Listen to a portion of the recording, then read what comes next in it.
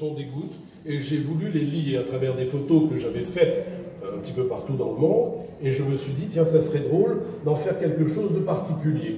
Voilà, c'est tout simplement ça, c'est un plaisir doublé d'une passion. Nous avons Cyrus, nous avons des perles de sang, ici nous avons des perles dans un collier. Là, je peux te dire que c'est du caviar qui était extrêmement bon, dont je ne citerai pas la marque. Évidemment, vous avez reconnu des perles de pluie sur une branche d'arbre, c'est tellement bon tout ça. Et j'en ai fait plusieurs modèles qui ont séduit beaucoup de mes amis. Celui-là, je l'ai choisi, et d'autres aussi d'ailleurs en plus petit format, car je travaille sur plus petit ou grand format.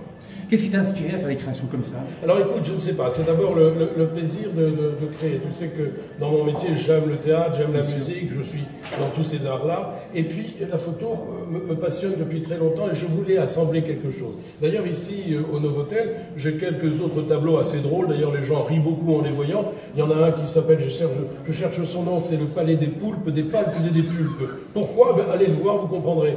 Et puis vous avez les seins de glace, un petit peu plus loin. Ah, je vous en dis pas plus.